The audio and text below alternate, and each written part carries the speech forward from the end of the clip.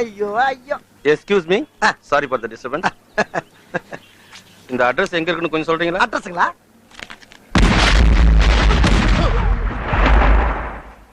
Osama bin Laden, இந்து கூஸ்மலை, காபூல் நகர், ஆப்கானிஸ்தான், கேராப் முல்லா உமர். அவருடைய மாமனார்.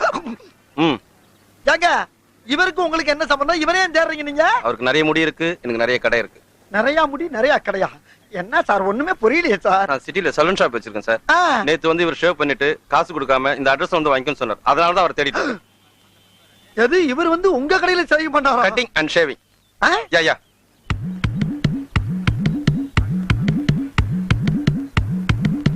ஆஹா, காலங்காத்தால ஒரு ரூசு போயிட்டு வந்து சிக்கிட்டமே.